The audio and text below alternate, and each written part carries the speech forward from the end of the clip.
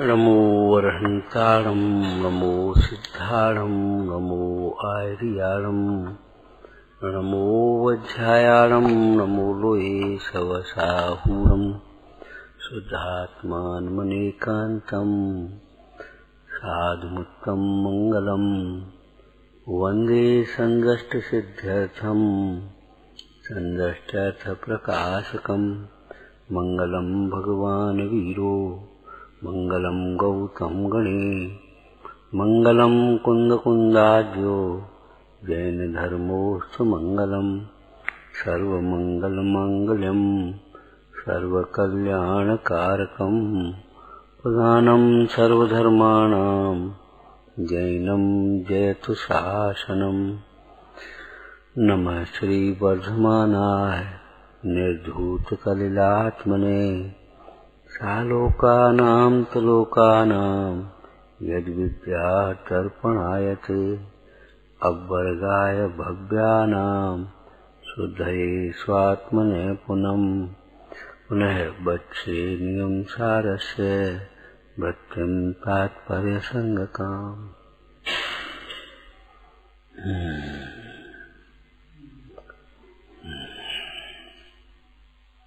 नियम सार जी परमागम में परम आलोचना लिखा है।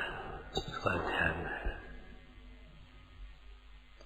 परम आलोचना अर्थात उत्कृष्ट आलोचना, निश्चय आलोचना, अंतरंग आलोचना। आलोचना का अर्थ क्या होता है? बड़ी सुंदर अर्थ। अरे परिभाषा क्या? प्रतिक्रमण, आलोचना, प्रत्याख्यान, क्या है आलोचना का? राकेश बोलो।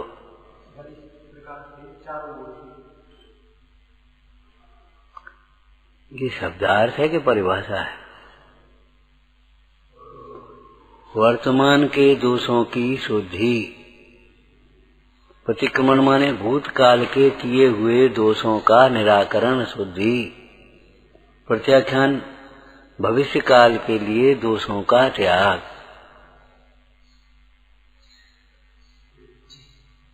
भूतकाल संबंधी दोषों की जो हमारे जीवन में पहले हुए, उनका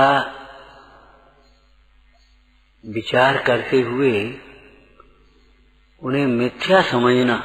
मिथ्या समझना माने हो गई सो गई, जाने दो, ऐसा नहीं। वे दोषों से आत्मा कहीं दोष रूप नहीं हो गया। जैसे एक दृष्टांत बताएं, कोई कपड़ा अभी मट्टी में गिर गया, मैला हो गया, अब उसको अपन ने धो दिया। अब कहो ये वही कपड़ा है जो कल मैला था, ये वही कपड़ा है मैला, क्या करोगे बता? अरे भाई मैला था और गिर गया। क्या कहा था? वहां बैठो, कहा था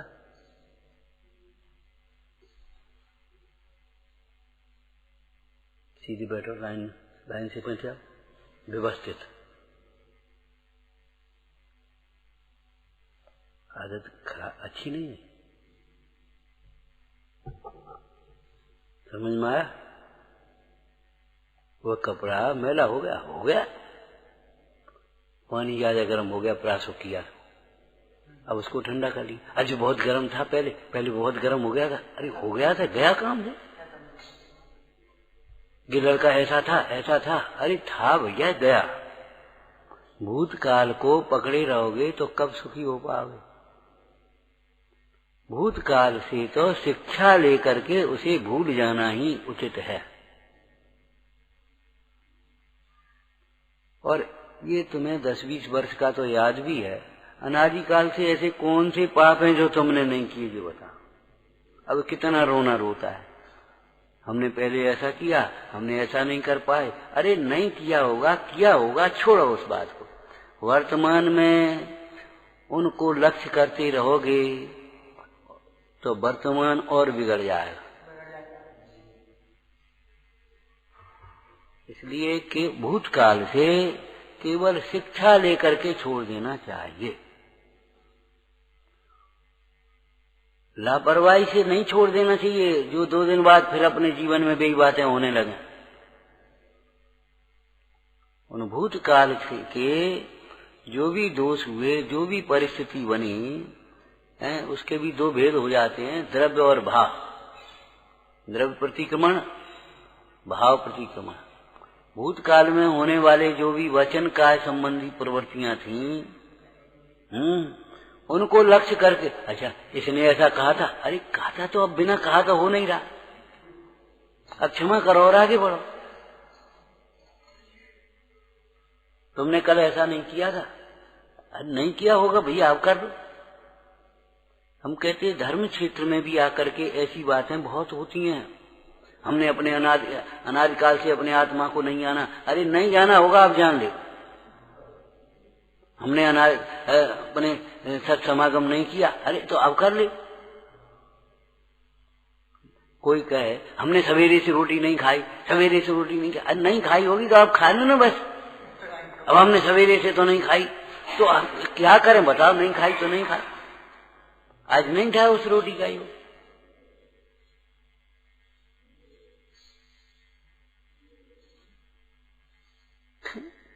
उस भूतकाल को पकड़े रहो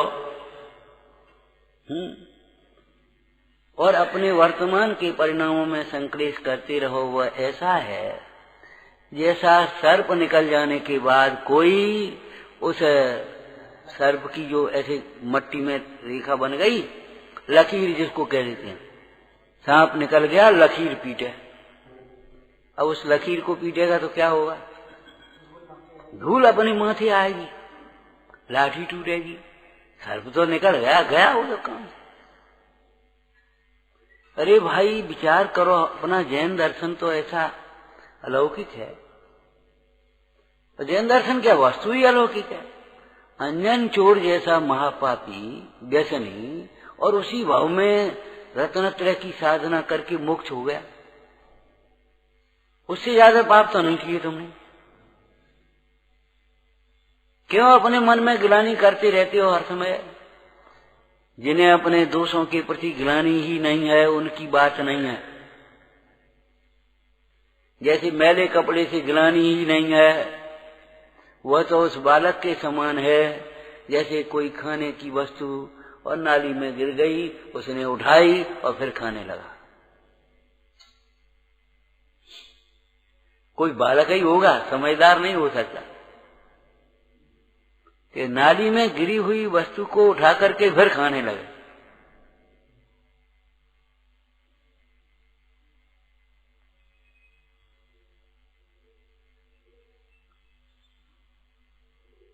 जो छोड़ने लायक है उसको तो छोड़ोगे ही, वो नाली में गिर गई, जाने दो और दूसरी गिर।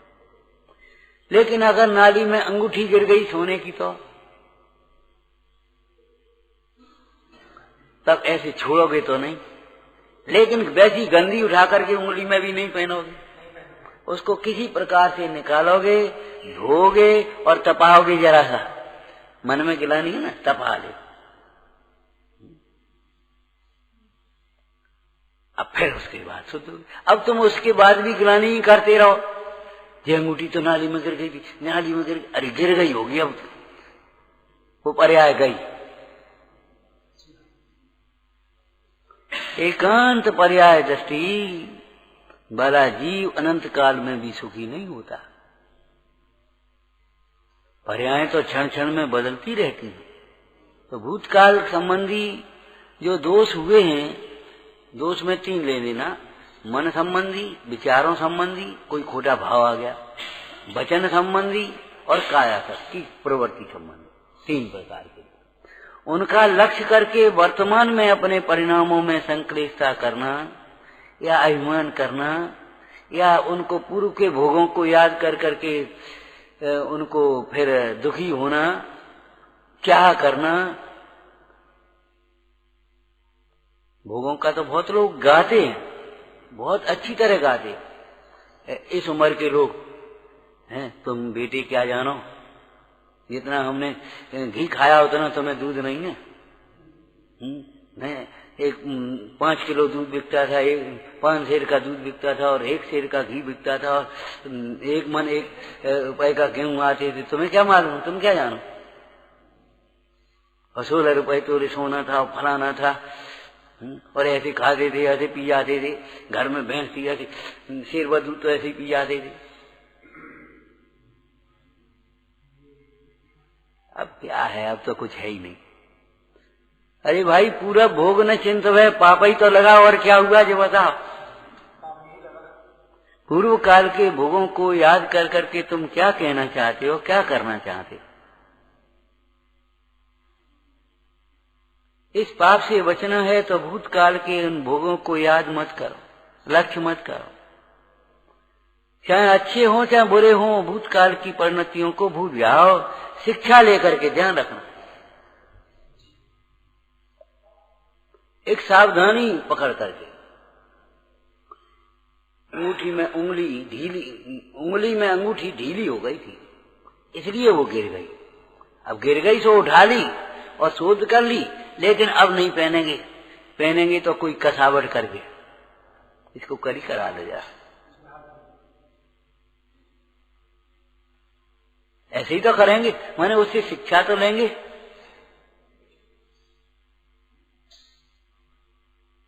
ठोकर खा करके भी जो नहीं संभलता है वह तो इंसान नहीं। विवेकी तो वह है जो दूसरों को ठोकर खाते देख करके ही संभल जाए, लेकिन स्वयं ठोकर खा करके भी न संभले तो वह तो भाई कैसा इंसान है। तो भूतकाल संबंधी दोषों की शुद्धि समझ लेना। शुद्धि का मतलब वर्तमान के परिणाम उस भूतकाल के लक्ष्य से अशुद्ध न हो, मलिन न हो, संकलेशता रूप नहीं हो। अर्थात उनको लक्ष्य करके क्रोध न हो, उनको लक्ष्य करके मान न हो, उनको लक्ष्य करके मायाचारी न हो।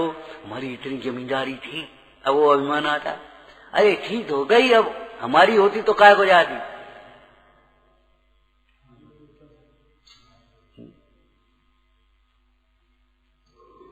अब तो हमारा शरीर आधा नहीं रहा, उस समय ऐसा शरीर था हमारा,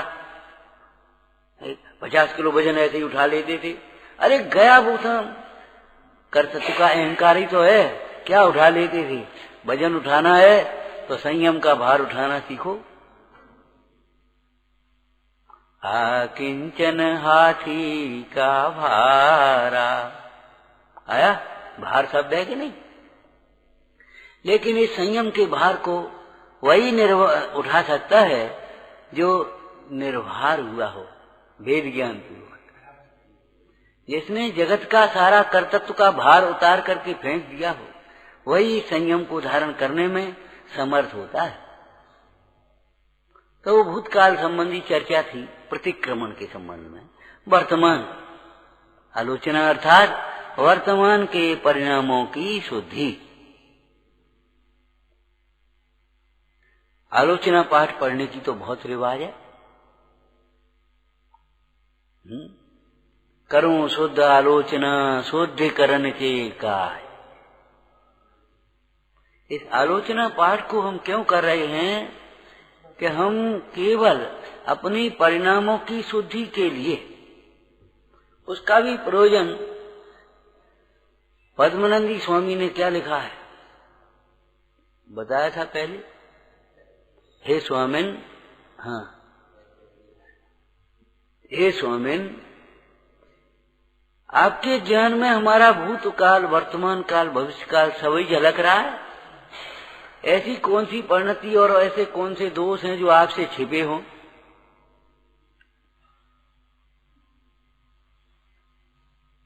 फिर कहने की क्या जरूरत है?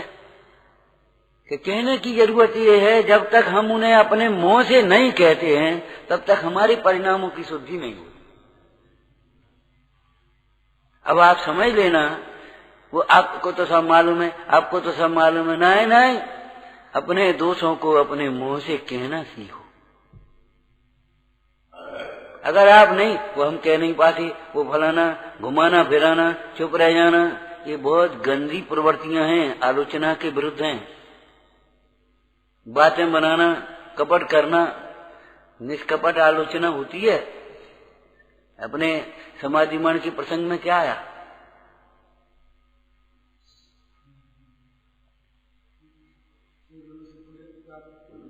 बढ़िया श्लोक है। हाँ, बोलो। हाँ, अच्छी तरह बोलो, बहुत सुंदर। आलोच्य सर्वम एनम, सर्व पापों की कैसे, एक शब्द बोलो, निर्व्याजम, निष्कपट आलोचना, बिना बहाने बनाए हुए, बिना कुछ छिपाए हुए, उसका नाम है आलोचना। जो पूछा तो बता दिए, नहीं पूछो तो हम क्या बताएं अपने, ठीक है। ये बात ठीक नहीं है, ये साधक का जीवन नहीं है।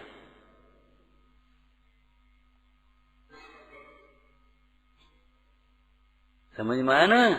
तो आलोच्य सर्वमेनम निर्व्याजम, निष्कपट रूप से, हाँ बोलो, है कृत कारित अनुमोदनम, नहीं, मन से, वचन से, काय से, कृत से, कार्य से, अनुमोदना से जो पाप हुए उनकी निर्व्याज रूप से आलोचना करके, निष्कपट रूप से आलोचना करके फिर अब महाव्रतों को धारण करना, ये समाधि की अंतिम उत्कृष्ट क्रिया है। अगर समाज आलोक महाव्रतों की शक्ति सामर्थ्य नहीं है, कोई शरीर की अशक्तता, द्रव्यच्छेद काल भाव की प्रतियोगिता है, जो न बने तो घर में रह के सब सो हो निराला, वो सेकंड नंबर की बात है। भाई बात तो अपने सीखने की है। हम अपने दोषों को सहज भाव से स्वीकारना कब सीख पाएंगे? अगर नहीं है तो समझ लेना तत्व ग्रहण की पात्रता नहीं है। आप तत्व ग्रहण नहीं कर पाएंगे, ठीक है, थोड़ा बहुत अच्छा परिणाम है तो बहुत अच्छा है तो पुण्य बांध लेंगे, और मन में वैसी मलिनता और कुटिलता धरी है तो पाप भी बांधेंगे। सुन रहे हैं, पढ़ रहे हैं, कर रहे हैं, रह रहे हैं, लेकिन पाप बांधेंगे अगर मन में कुटिलता होगी। क्यों? बंध और मोक्ष परिणामों से होता है, केवल बाह्य क्रियाओं से नहीं।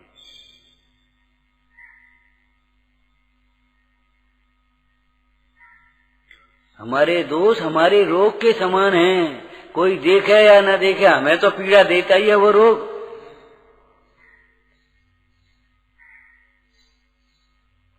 और उस पीड़ा के अभाव का उपाय रोग का अभाव ही है। उस रोग का इलाज करना, कोई कहे या न कहे, कोई देखे या न देखे, आत्महित पर दृष्टि रखना।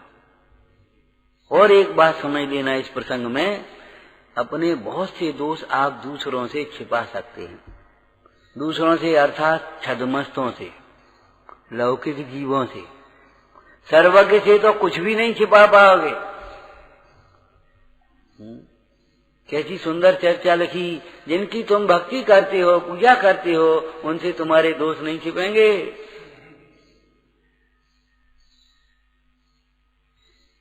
लौकिक स्थूल बुद्धि वाले जीवों से बहुत से दोष छिपा सकते हो, लेकिन अपने से तो अपना दोष कोई नहीं छिपा पाओगे।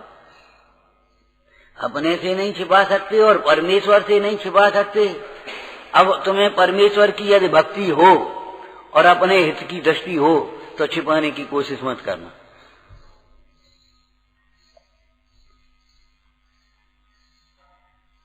न तो परमेश्वर को छिपा सकते हैं और न आप अपने से छिपा सकते हैं। इसलिए अगर परमेश्वर की भक्ति हो तुम्हें थोड़ी बहुत, और यदि तुम्हें अपने हित की दृष्टि हो, तो अपने दोषों को कभी छिपाने की कोशिश मत करना।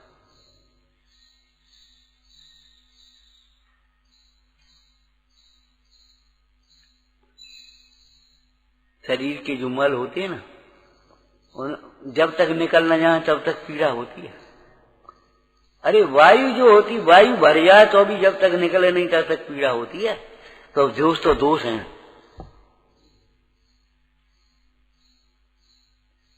शारीरिक दृष्टि से भी आयुर्वेद में सूत्र है, दोषों का प्रकोपित होना या दोषों की विषमता होना यही रोग का कारण है, और दोषों के समन होना यही चिकित्सा है।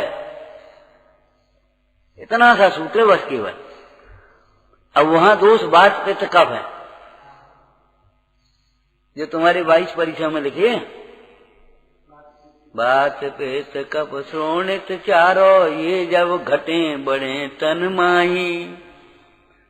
उपजत रोग, सब ये रोग उपायते।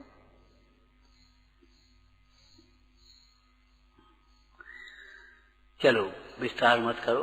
तो आलोचना वर्तमान के दोषों की शुद्धि, ठीक है ना। अब व्यवहार आलोचना, व्यवहार आलोचना में भी स्थूल आलोचना, केवल अपने दोषों को स्वीकार कर लेना, जिसको आज आधुनिक भाषा में कोई गलती हो गई, सॉरी, माफ कर, बस खत्म।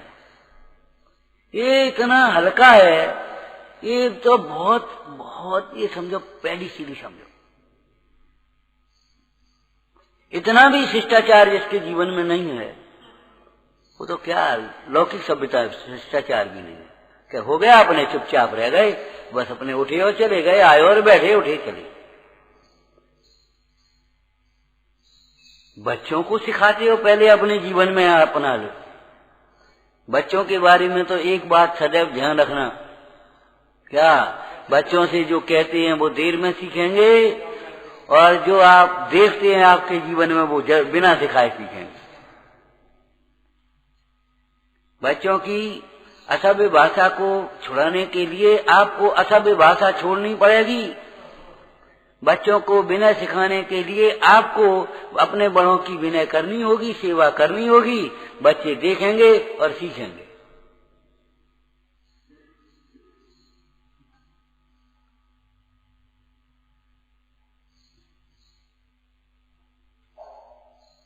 बड़े होकर के भी बच्चे मत बने रहो, हैं? शरीर की दृष्टि से तो बड़े हो गए और बुद्धि से बच्चे ही बने रहोगे। आलोचना, अपने दोषों को मात्र बड़े प्रेशर से स्वीकार किया, वो तो कुछ नहीं है। सही पूछो, कुछ नहीं है, दम ही नहीं हो उसमें। जिसने अपने दोषों को बड़े प्रेशर से स्वीकार किया, घुमा फिरा करके स्वीकार किया, अद्दा पद्दा स्वीकार किया, केवल ऊपर से हाँ हाँ करी और भीतर में मन में दोष को स्वीकार नहीं किया, वो तो बहुत दूर है, तीव्र कथा है। उसके जीवन में सुधार होना मुश्किल है, कठिन है। क्यों? उसे अंतर में लगा ही नहीं है ये दोष है। वो तो थोड़ी देर बाद कहेगा हमारी क्या गलती है, हमारी समझ में ही नहीं आई हमारी क्या गलती है। उसकी समझ में ही नहीं आई। बिल्कुल सही कह रहा है, ये सही बोल रहा है। कभी क्षमा काय की मांग रहा था कि बे नहीं, मजाक से।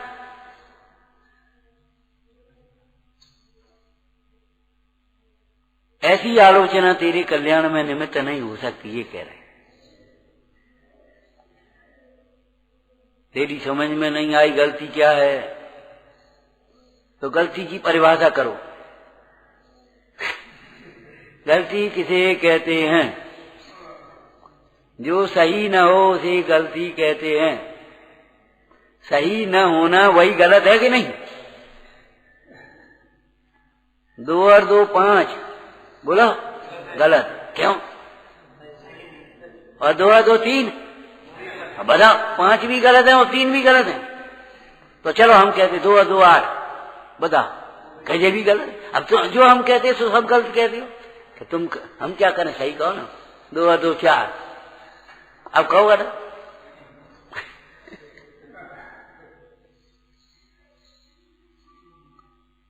तात्विक दृष्टि से आ जाओ, तात्विक दृष्टि से बोलो। वितराग सर्वज्ञ ही देव होते हैं, सही है। अब इसके अलावा देव को जो स्वरूप आप मानते हो, वे कर्ता होंगे, वे भक्ति करने से प्रसन्न होकर के कुछ हमारा कल्याण कर देंगे, वे हमारी आपत्ति विपत्तियों को दूर कर देंगे, सीधे कर्ता। और हम कुछ भी करते रहे, सब माफ है वहां तो भक्ति कर लो, बस खत्म, पांव पकड़ लो, खत्म हो गई बात। ऐसे नहीं होता ईमानदार व्यक्ति के यहाँ, लौकिक में भी, तो भगवान के यहाँ कैसे होगा?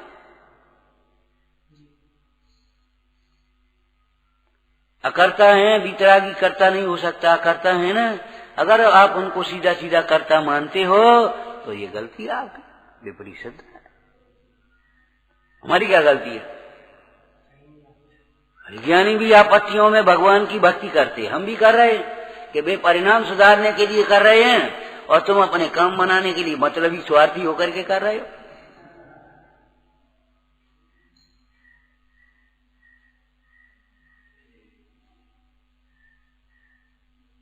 एक प्रसंग सुनाते हैं। एक बार प्रसंग ही सुना ले। सर्दी के दिनों में एकदम पानी ओला आ गया, सर्दी के कड़ाके की सर्दी, पूस माह की, और कड़ाके की पानी और ओला।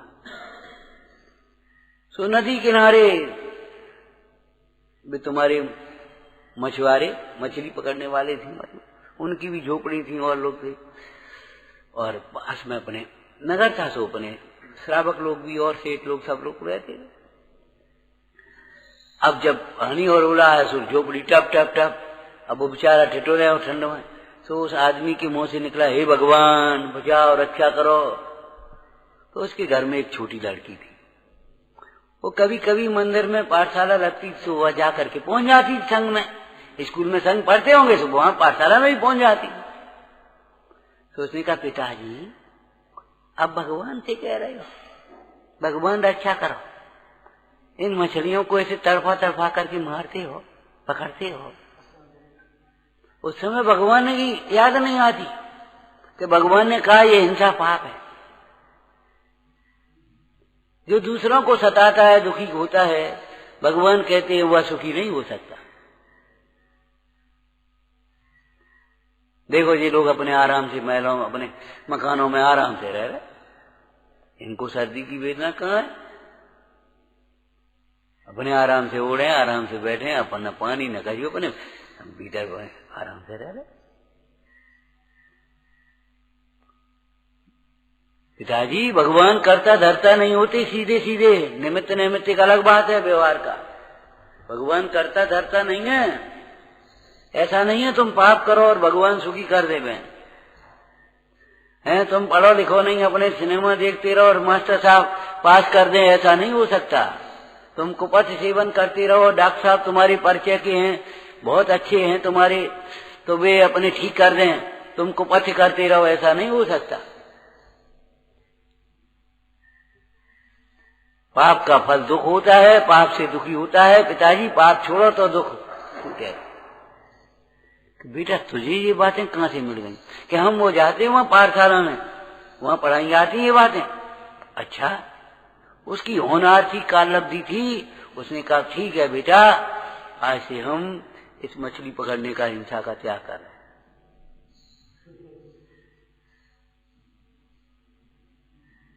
और उठ करके खड़ा हुआ और उठा करके वो अपना मछली पकड़ने का जाल, वो उसने आग जला रखी थी तापने के लिए, तो उठा करके जट से लेकर के आग में डालने लगा।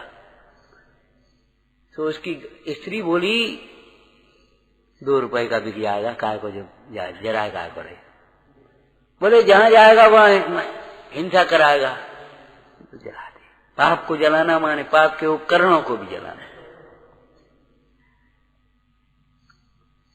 लड़की बोली पिताजी जब तुमने ये हिंसा मछली पकड़ना छोड़ा है, खाना पीना ये मांस छोड़ा है, तो अब भी तुम जो शराब पियाते हो, फिर अम्मा से लड़तो और मारतो और गारी फारी बकतो, तो ये भी छोड़ दो। तो बेटा आज तू कह रही है, आज जाने क्या हो रहा है, वो भी छोड़ दे। तो वो भी त्याग कर दिया और अपने ऐसी चर्चा करते ताकते थूकते दिन अपना रात पूरी हो गई। सवेरे उठे और तीनों प्राणी, पति पत्नी और वो लड़की, सवेरे मंदिर के चबूतरा पे पहुंच गए। तो पंडित जी अपने बांच रहे और बस अपने ये श्रावक लोग बैठे तो सुन रहे, तो बैठे वो भी सुनते रहे। उसके बाद उन्होंने हाथ जोड़े, बोले साहब हम कजू कहें। बोलो भैया क्या कह रहे कि रात को ऐसी ऐसी घटना हुई और इस लड़की ने ये बात समझाई हमको, तो हमको भी सच्ची जम गई और हमने मांस मदिरा का त्याग कर दिया।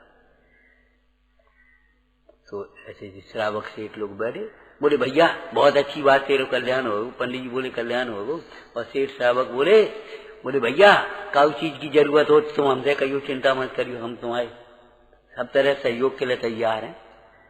तो झट से वो आदमी बोला हम सहयोग मांगवे नहीं आए हैं, हम तो आपको धर्मात्मा करके साक्षी करवे आए हैं कि आपकी साक्षी में नियम हुआ।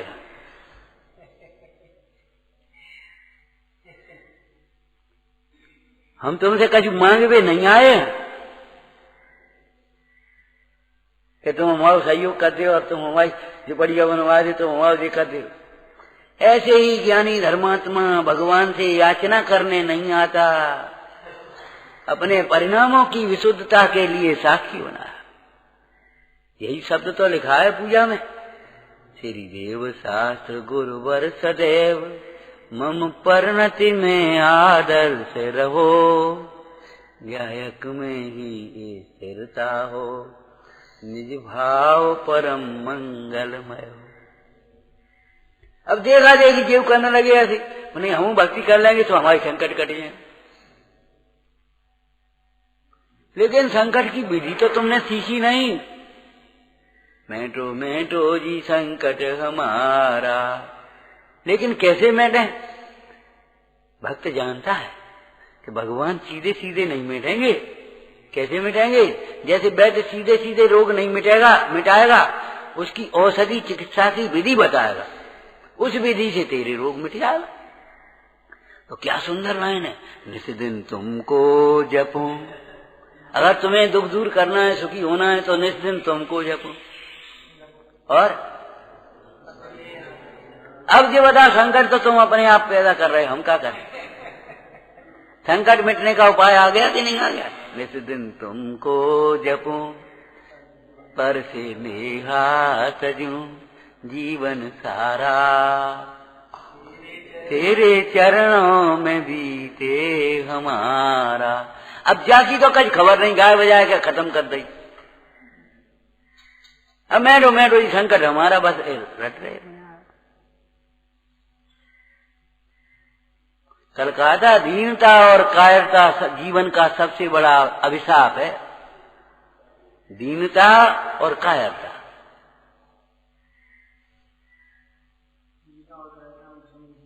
भगवान ने विधि बताई है और भगवान ने स्वयं भी वही किया। जग से मोह को मोड़ा, बोलो आगे क्या लिखा है? संयम धारा।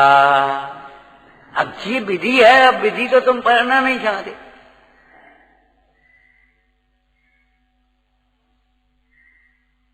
और जहां तक दुखों की और सुखों की बातें हैं, लौकिक सुखों की बातें, तो देखो आगे क्या लिखा, जग के दुख की तो देखो भाई, अपने कर्मोदय से ज्यादा तो आएंगे नहीं, और कर्मोदय है सो आएंगे ही।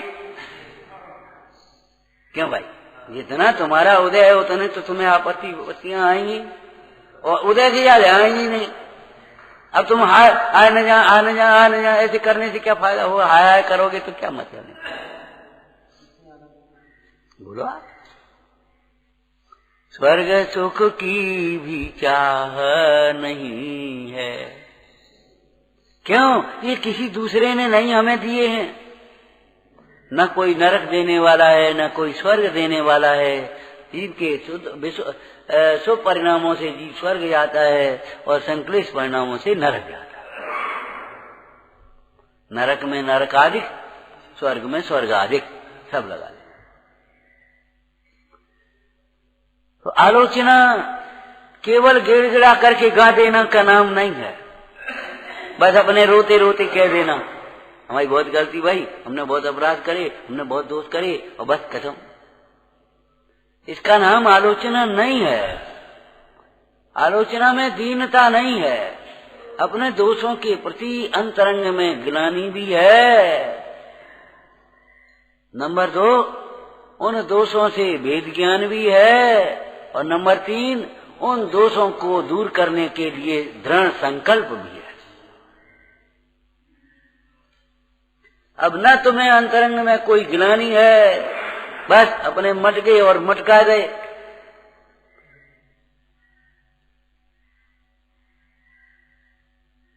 और न उन दोषों को दूर करने के लिए अंतर में वेद ज्ञान है, उपाय है, और न ग्लानि दूर करने के लिए संकल्प है। तो फिर मतलब ही क्या है उसमें?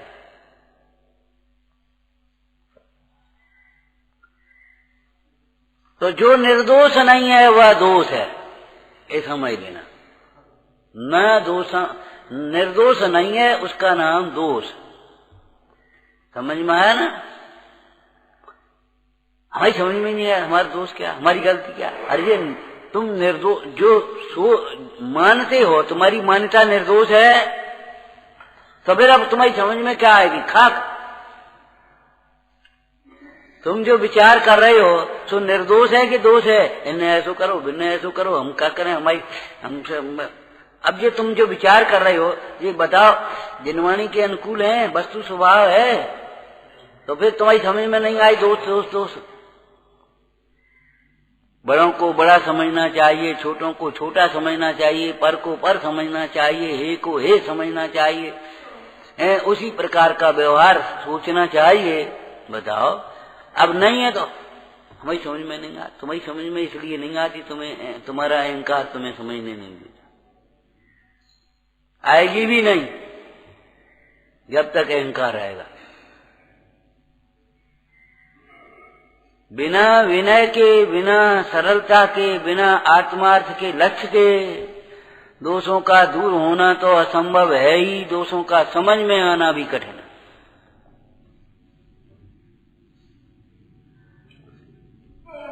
ये तो समझ में आता है, इसने ऐसा किया, इसने ऐसा किया, इसने ऐसा कहा, पर का दोष तो समझ में आता है तुम्हारी। और यहाँ ऐसा होता है, यहाँ ऐसा होता है, यहाँ कोई बात्सल्य नहीं है, यहाँ कोई फलाना नहीं है, यहाँ तो पक्षपात होता है। ये तो समझ में आ रही तुम्हारी, ये कचरा भरा है जहर। अब कैसे समझ में आएगा? ये हमारे ही कर्मोदय के फल है।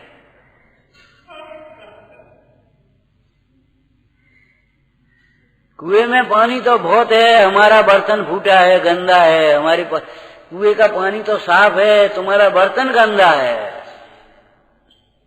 कुएं में पानी तो बहुत है, तुम्हारा बर्तन छोटा है, फूटा है, गंदा है, छोटा है। अब जैसा होगा वैसा समझ लो। फूटा होगा बिल्कुल नहीं आएगा, गंदा होगा तो मैला आएगा, और छोटा होगा तो थोड़ा आएगा। वैसे ही शब्द हम फालतू नहीं बोल रहे। और फिर तुम कहोगे ये कुआं को पानी तो गंद है, तो चाहे कहूं चले जाओ, तुम्हारा जब पात्र गंदा है तो तुम्हें वो तो गंदा ही पानी हो।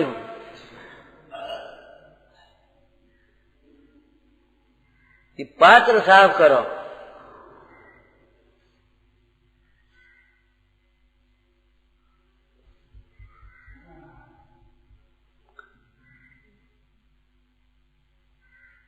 विश्व में कहीं अव्यवस्था नहीं है, तेरी मति ही अव्यवस्थित है। समझ में आ गया ना? विश्व में कहीं अव्यवस्था नहीं है। जिसके पाप के उदय है उसके पाप का फल है, जिसके पुण्य का उदय उसके पुण्य का फल है, जिसके पाप का परिणाम उसके पाप का फल है। लोभी की दशा लोभी जैसी है, संतोषी की संतोषी जैसी है, क्रोधी की क्रोध। अब विश्व में क्या अव्यवस्था है? विश्व में अवस्था तो तब हो जब अचेतन चेतन हो जाए, किसी का चेतन भी अचेतन हो जाए।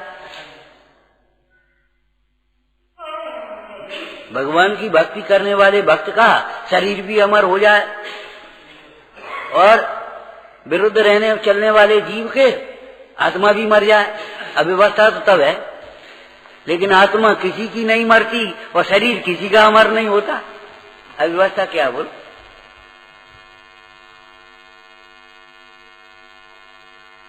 पापी जीव सुखी हो जाए, धर्मात्मा भी दुखी हो जाए, तब अव्यवस्था है। लेकिन पापी जीव के भी यदि पूर्व पुण्य के उदय से बाहर में अनुकूलता है तो सुख तो नहीं है। इसमें अव्यवस्था क्या है? ये उसके पूर्व पुण्य का फल है। और धर्मात्मा जीव के भी पूर्व पाप के उदय से कोई शरीर में रोग है, प्रतिकूलता है, दरिद्रता है, अपवाद है, निंदा है, अगर ये होता है तो इसमें धर्म का क्या दोष हो गया? इसमें अव्यवस्था क्या है? ये तो पूर्व की व्यवस्था है ना, वर्तमान मात्र की तो नहीं है। कल तुमने कचौड़ी खाई, और आज तो सवेरे से तुमने मूंग की दाल या लौकी की सब्जी से रोटी खाई, दोपहर में पेट में दर्द हुआ, बोले आज तो हमने लौकी खाई थी, कल तो कचौड़ी खाई थी। भले आदमी वे कहाँ जाएंगे, वे अभी कहाँ गई? बोला अब वैद्य पूछे कि भाई दर्द है तुम्हारी, कल क्या खाया था? और ये बातें बनाए, आज तो हमने कछु नहीं खाओ। अब वैद्य पूछे कल तुमने क्या खाया था, और ये बातें बनाए कि आज तो हमने अब कछु खाओ ही नहीं है, मूंग की दाल जरूर बनवा के धरे आए, तो अब खाई नहीं है। अरे तो कल हम पूछे कल क्या है, क्योंकि आज का अभी जो पेट में जो स्वाद है वो जिह्वा पर रखा उसका आता है, लेकिन जो दर्द है वो पेट में पहुंच गया उसका होगा। तुम्हारे जीवन में जो संयोग है वो पूर्व कर्म का फल है, और तुम्हारे परिणाम में जो सुख दुख है वो वर्तमान के परिणाम का फल है। न्याय है। अब इसमें अव्यवस्था क्या हो गई बताओ? ये लड़का पढ़ा लिखा नहीं तो फेल हो गया, इसकी फर्स्ट डिवीजन आ गई, अब इसमें अव्यवस्था क्या है? इसकी थर्ड डिवीजन आई, इसकी सप्लीमेंट्री आई और इसने टॉप कर दिया। अब बोलो अव्यवस्था क्या है इसमें? तुम जो व्यवस्था मान बैठे अपनी कल्पना में कि सबको बराबर, सबकी फर्स्ट डिवीजन आना चाहिए, तो ये तो तुम्हारी मति अव्यवस्थित है। सबको बराबर मिलना चाहिए, सबको बराबर, सबके साथ समानता का व्यवहार होना चाहिए। हम कहते कोई आ जाए सामने, यहाँ समानता का व्यवहार करके बता दे, जिसका जैसा उदय उसको, और नहीं तो किसी मां को खड़ा कर लो। 18 वर्ष के बच्चे के साथ भी उसी तरह का भोजन करा, और 3 वर्ष के बच्चे के उसी तरह का भोजन करा, होता नहीं करा, बराबर करा। अरे तू तो मां है ना, तेरे लिए तो दोनों बच्चे बराबर हैं।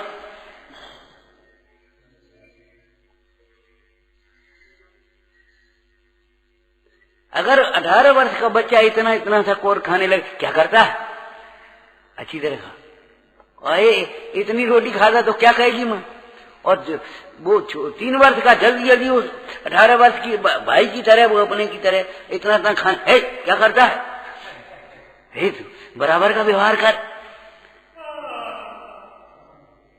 व्यवहार करने वाला दूसरा नहीं है, उसके भीतर तेरा कर्मोदय है। ये भीतर की बात है, भीतर की बात को नहीं समझोगे तो तुम्हें शांतता नहीं मिलेगी। सबके साथ समानता का व्यवहार होना चाहिए, तो तुम ही करके बता दे, अपने घर में ही करके बता दे। अच्छा चलो अपने जीवन में करके बता दे, छोड़ो घर को। रोज 4 रोटी खा के बता। किसी दिन मेहनत कर लेते हो, कुछ देर हो 5 भी खाओ जाती, किसी दिन 2 भी खाती, 3 भी खाती है। बोलो आप, ये कोई बात रही? नहीं करके बताओ समानता। अरे जहां समानता है वहां समानता समझ। परिणामों की समानता के बिना कर्मोदय की कर्म परिस्थिति की या परिणति की समानता कहां से हो सकती है? जितने जितने वीतरागी हैं सबको अनंत सुख है, बताओ समानता ये है?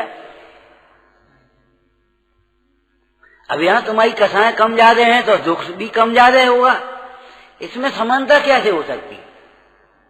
सबकी कसाएं समान हो तो सबको दुख समान होगा, सुख समान होगा।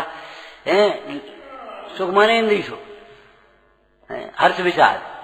लेकिन जब कसाएं तुम्हारी सबकी अलग अलग हैं तो सबके हर्ष विषाद अलग अलग प्रकार के होंगे कि नहीं होंगे? अब इसमें अव्यवस्था क्या है बताओ?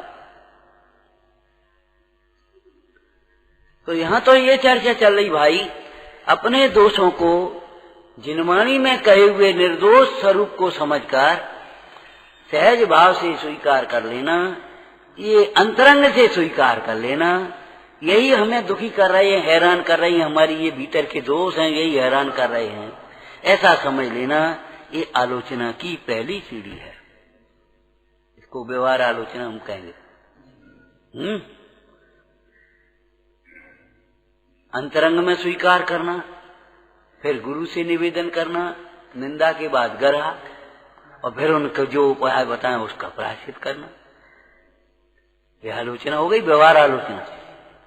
परंतु ये व्यवहार आलोचना, अब यहाँ नियमसार जी की चर्चा आती है, ये दोष को न्यून करती है। ये ऐसा है, कोई दृष्टांत दिया हो तो बताना। बड़ा सुंदर सा दृष्टांत है, छोटा सा। जैसे कोई ऋणवान व्यक्ति ब्याज चुकाता रहे, ऐसा है। जैसे किसी ने मान लो 50,000 रुपया उधार लिए, ठीक है, अब वो हर महीने ब्याज देता रहे, हर महीने ब्याज देता रहे, तो कितने दिन में वो ऋण होगा? वो ऋण तो तब होगा जब मूल चुकाएगा। ऐसे मूल के दोष को छोड़े बिना, श्रद्धा के दोष को छोड़े बिना और राग के दोष को छोड़े बिना, अब ये बताओ तुझे दोषों का अभाव कैसे होगा?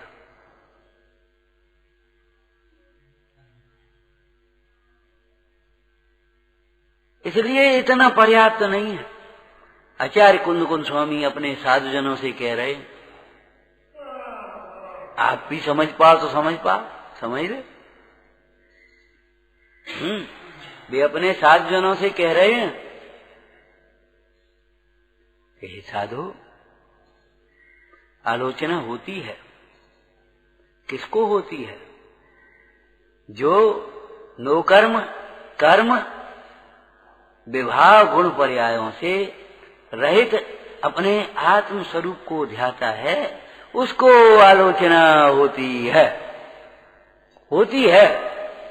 करनी नहीं पड़ती, तुम्हें करने पर भी नहीं होगी और उन्हें बिना करे होगी।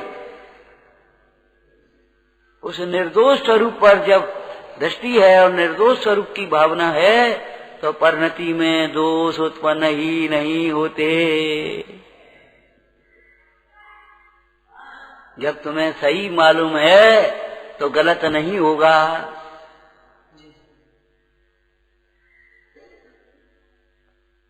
लेकिन सही मालूम होने पर भी यह तुम्हारे जीवन में प्रमाद है, अभिनय है, लापरवाही है, तो गलत होगा सही मालूम होने पर भी। देखो ये लिखा है, यही है नहीं, ये इधर लिखा है क्या है? मोबाइल बंद रखो। एक कल्पना करो, अब तुमको मालूम है और तुम चल यदि आए हो बैठ गए तो बच जाएगा। तुम भूल गए, तुमने इस नियम को, ये तो बाहर वालों के लिए लिखा, अपने लिए थोड़ी है, तो भूल जाए बस। तुम्हें अगर विनय नहीं है तो हमसे थोड़ी कह रहे, इनसे कह रहे होंगे, तो तुम्हारे जीवन के दोष नहीं मिटेंगे। जानते हुए भी तुम्हारे दोष नहीं मिट पाएंगे आचरण संबंधी। श्रद्धा सम्यक होने पर मिथ्यात्व दोष मिटा, अनंतानुबंधी संबंधी दोष मिटे, ज्ञान होने पर अज्ञान संबंधी दोष मिटा, और स्वरूप लीनता होने पर स्वरूप चारित्र संबंधी दोष मिटते हैं। ऐसा नहीं है केवल दृष्टि और ज्ञान होने पर सब दोष मिट जाए। आचरण के दोष तो स्वरूप लीनता होने पर, इसलिए क्या लिखा? ध्याता जो कर्म नो कर्म और विभाव गुण पर्यायों से रहित अपने स्वभाव मात्र ज्ञान मात्र ज्ञायक मात्र चैतन्य स्वरूप अनंत गुण संपन्न, जिसमें दोष बिल्कुल है ही नहीं, ऐसे स्वरूप को ध्याता है। जो जानता है, समझता है, श्रद्धा करता है, फिर उसे भाता है और उसी में एकाग्र होकर लीन हो जाता है, उसका नाम ध्याता। उसके परम आलोचना होती है, अर्थात उसके सर्व दोषों का भाव होता है। ऐसी प्यारी गाथा है, निहाल हो जाए, निहाल हो जाए। रो मत करो, हर महीना ब्याज तो दे दे। अरे ब्याज दे दे तो ब्याज क्या करें हम, मूल तो दे।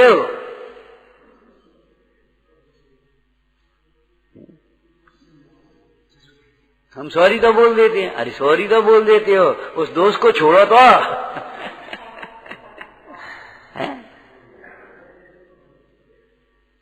सॉरी बोल देते तो अच्छी बात है, लेकिन आप उस दोस्त को तो छोड़ो। और यह कोई कठिन भी नहीं है, हैं? बाकी बोलो अंतिम, दोषों को छिपाना कठिन भी है और कष्टकर भी है, दोषों को दूर करना सरल भी है और सुखमय भी है। विचारना। सहजानंदी शोध रूपी अविनाश